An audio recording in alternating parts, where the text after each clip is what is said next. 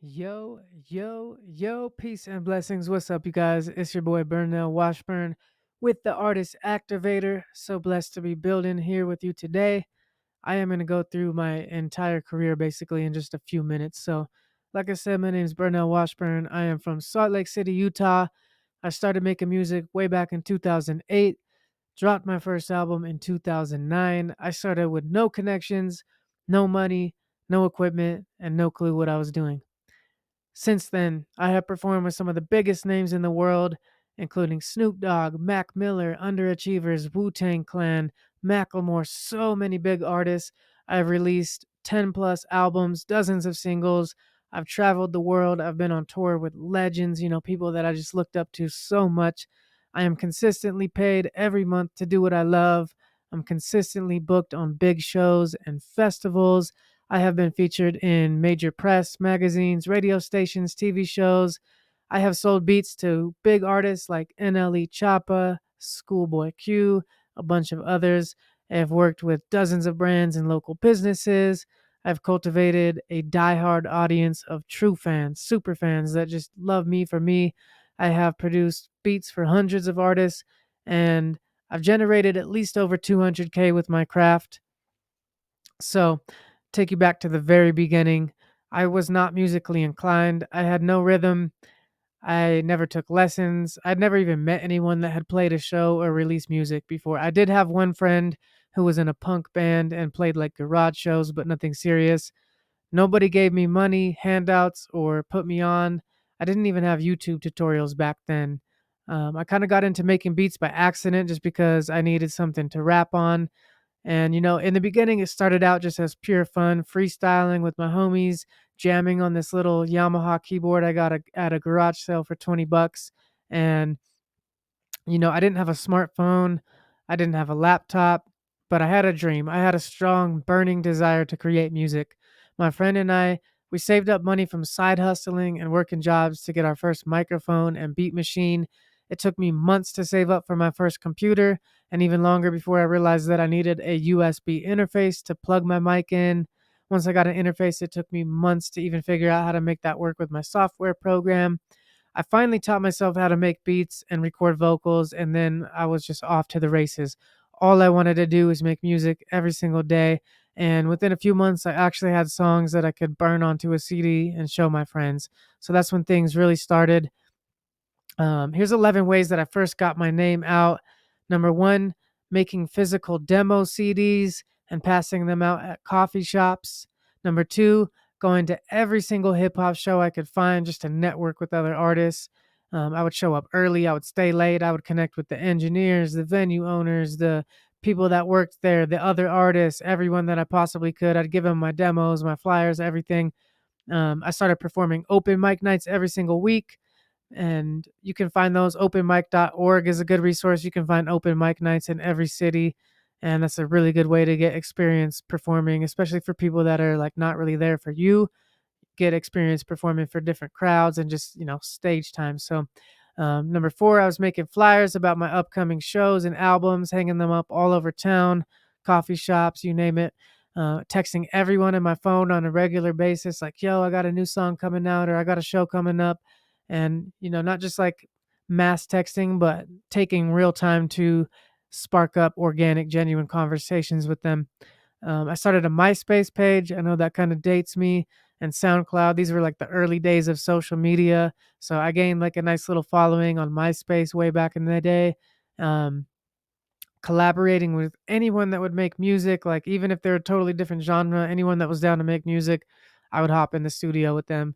I would say yes to any show offer. Even if I had to drive 12 hours just to perform one song, I was so hungry and I was willing to do whatever it took to go get on stage anywhere that would let me. I would give out free tickets and demo CDs to everyone I met. I would ask them to help spread the word of mouth. And one thing that's bold here is I invested in photo shoots and high quality flyer designs that really helped me stand out from other artists. I had better flyers and better photos than most of the people in my niche in my city. So that really helped me stand out, especially online. I started hosting my own events and putting other artists on. I cultivated a mindset of like, what can I give rather than what's in it for me. I started being the provider rather than someone that needed something. I was the one that was putting other people on shows, and that really got my name out there and made other people want to network with me. Um, how I got my first shows, you know, I brought so many homies to see me at the open mic nights that it drew attention. So when you have 50 people pull up to a dive bar, all of them are ordering food and drinks, that definitely gets you noticed. After my performance, I remember talking with the server who was stoked because he did so well on tips that night, and I just asked him, like, hey, what would it take to host my own show here? So he connected me with the manager. We set up a date. I made a flyer. I booked a bunch of my homies from different genres that I like kind of went to high school with and things like that. And we sold the place out. So that led me to getting noticed by a local record company called Spy Hop Records, who had an upcoming showcase to determine who they were going to sign. I hustled my ass off. I sold so many tickets to that showcase, and that ended up getting me a record deal. It wasn't any money, just free recording and marketing, access to their studio, things like that. And then I actually left that record deal after only 2 sessions because they didn't really give me creative freedom. They weren't allowing me to make drug references. They weren't allowing me to swear. And, I curse like a sailor sometimes. So I just felt like it wasn't right for me. I decided I didn't really need them and I could go further on my own. But I was still really blessed, and shout out to Spy Hop. I was really grateful for them. And um, I ended up finishing my first album several months before Spy Hop would have released my project. And then I decided to contact the venue where I had done that showcase at and ask them if I could set up my album release party. They let me. I sold out Kilby Court. There was almost 300 people there, and that got me noticed by the venue owner. I didn't get a penny from that because I had no idea how the show business worked or anything. I was just stoked that they let me do a show, and I was happy that they didn't ask me for money. Like, I didn't really have any sense of entitlement. I was just so grateful.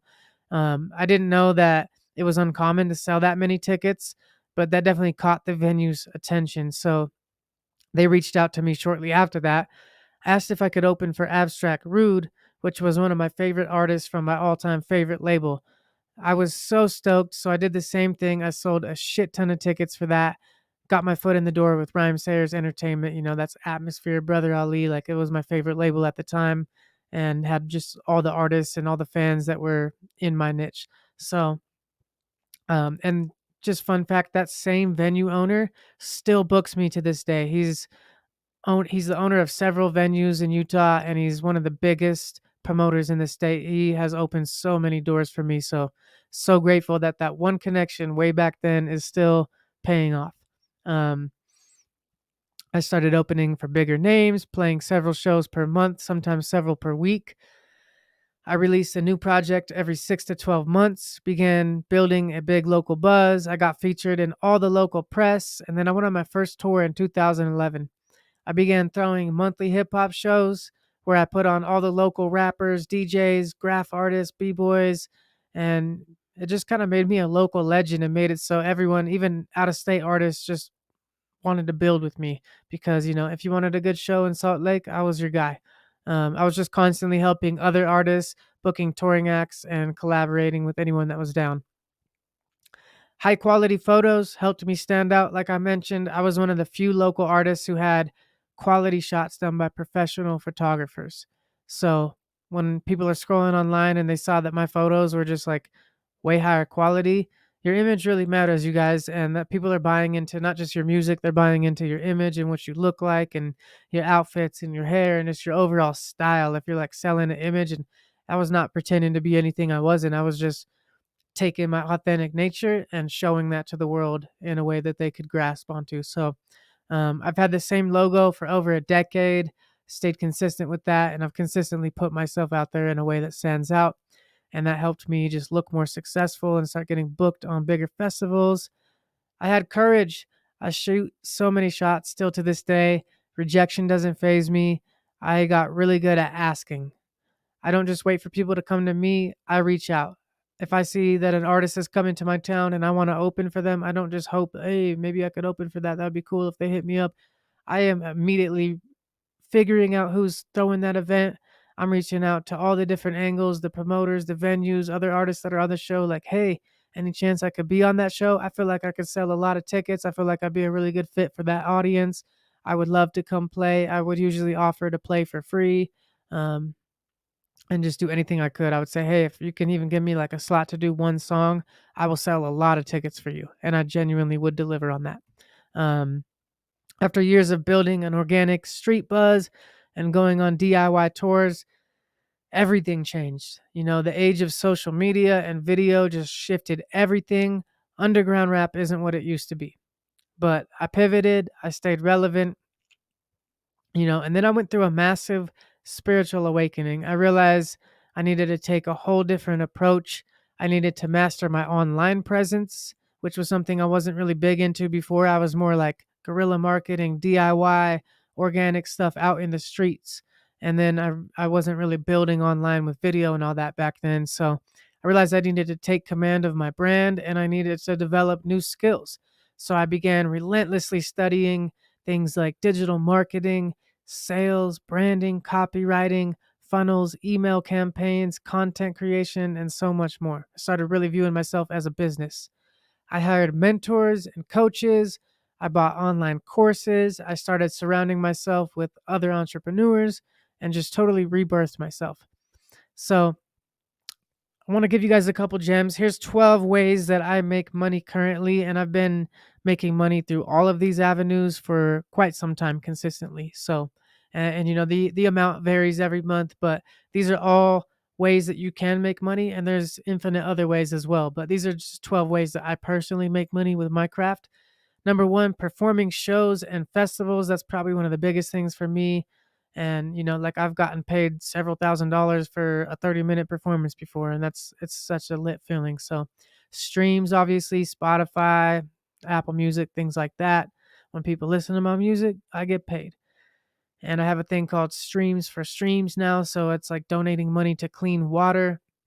Anytime you stream my music, I donate money to help people get clean water and protect all the sacred waters on this planet. So, such a blessing to do that. Number three, content creation. I make money when I post things on Facebook. Meta gives me a payout just from people engaging in my posts. I also make money with AdSense on YouTube. And, just anytime I'm making content, there's money coming in from multiple angles. Selling merchandise. I'm constantly doing merch drops. I usually do exclusive limited time drops where I like come up with a new t-shirt design or hoodie for a specific reason and I make it available for like a limited time and I just go hard on those and I've made some decent monies just selling merch before and it's especially nice if you're playing shows to have merchandise for sale because when people see your performance and they had a great time at your show, they want to go home with something physical. But nowadays it's so easy with print on demand and drop shipping. You can just make a design. You don't have to invest any money up front. You can make a dope design, start promoting it. If no one buys it, you didn't lose any money and you can kind of test the waters to see if people even, like that graphic or not. So, sponsorships and brand deals. Anytime I've had tours or big shows, I'd be reaching out to different companies, asking them to sponsor me. Made thousands of dollars doing that. Brand deals, brands paying me to put their brand in front of my audience.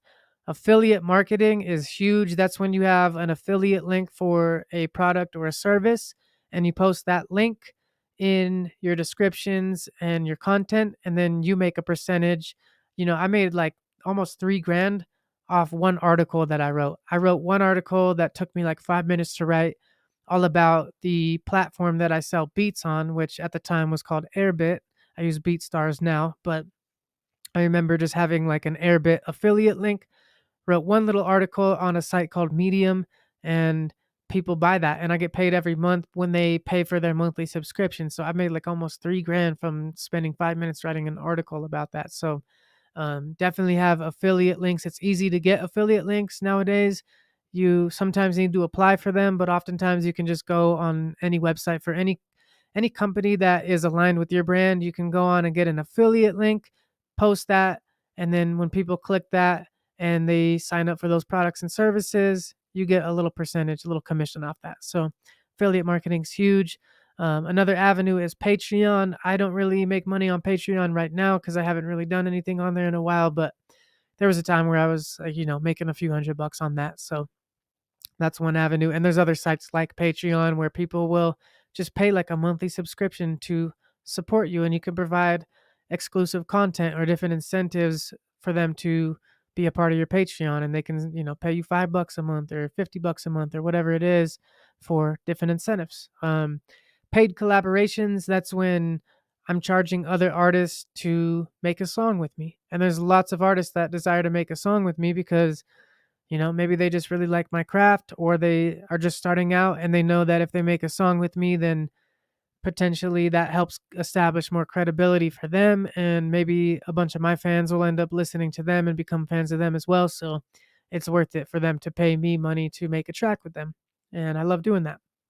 Obviously, I have to align with the artist and like the song, but um, yeah, paid collaborations is a nice one. Selling beats has been one of my biggest avenues. Like I said, I've produced for some big names. I've been consistently selling beats for years, and some months I've basically paid all my bills just off beats. So that's an amazing thing to do if you're a producer. Providing services to other artists, like, there's a lot of skills I've developed for myself out of necessity, because in the beginning I didn't really have the funds to pay graphic designers, engineers, things like that, so I had to learn all those skills. And then those skills are valuable, other people need that. So people would ask me, who designed that shirt for you, who designed that flyer, and I'd be like, I did. And I would sometimes, if I had a slow month, wasn't getting booked on big shows that month, I'd make a post like, hey, if any artists need graphic design or audio engineering or studio sessions, hit me up. I got you. And that's been a good side hustle for me. Coaching other artists, sharing what you know. You don't need to be like super mega successful. You can just share what you know. If you're like a few steps ahead of somebody else, then you have wisdom that can really help them, and you can charge for that and make good money doing it. Obviously, the coaching industry is huge. Hosting events, both in person and virtual, has been huge for me. I used to host a monthly hip hop showcase, like I mentioned, and sometimes made really good money off that. And then nowadays, ever since COVID, I've also found out that you can make money charging for virtual events. And, I've made thousands of dollars from that as well. But it's not about the money, Burnell. I know. But we make art to uplift, inspire, connect, and serve. Money is just a neutral tool that allows us to do more of that. So master your money mindset. This is the music business. Represent with mind, body, and soul. Do it from your heart. Do it with pure intentions, and treat yourself like a business. It is noble to earn big, and you deserve it. There's a great book that helped me a lot with that mindset called The Science of Getting Rich by Wallace Waddles. And I used to think it was kind of wrong. I was like anti-money, like, oh, money's evil, da da da da. But it's not. It's neutral. And the more money I make, the more good I can do. When good people make good money, they do great things.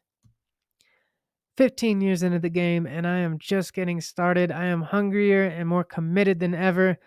I've invested countless hours and tens of thousands of dollars, so you don't have to. Welcome to the Artist Activator. You're not alone anymore. Join us on the journey of the lifetime. If all of this resonates with you, we are doing a free masterclass on the 25th, February 25th. It's a Sunday, 2 p.m. Mountain Time. We're going to go deep for 90 minutes, dropping gems on marketing, branding, content creation, mastering your craft, getting booked on shows, everything that you've seen me do throughout this slide, everything I just talked about. I'm going to help you do the same, and we're going to grow together. So join us on that free masterclass. All you need to do is go over to theartistactivator.com. You can sign up right now, put your email, you'll get a link to join us on the Google Meet call. You can join us anywhere in the world, and we're going to go deep for 90 minutes. So make sure you're ready for that. And if you can't join us live on the call, that's okay. Still go put your email and sign up, because it will send you the replay after the call's done, and you'll learn a lot from that. And like I said, you're not alone in this anymore. We have a whole community. It's called the Artist Activator, and it's a mastermind container, a monthly group designed to help you just up level your artistry. Surround yourself with like-minded, conscious creators that are doing it from the heart with pure intentions and committed. Not just dabblers, not just people that are kind of interested, but people that are committed to growing and making it happen. Artist Activator is all about taking action, taking that massive, inspired, aligned action so that we can just grow and succeed and thrive and make the world a more beautiful place with our one of a kind, unique art. I love you guys so much. I'll see you on the free masterclass. Make sure to go put your email in there right now. theartistactivator.com, and we'll see you on the free masterclass February 25th. Peace and richest blessings.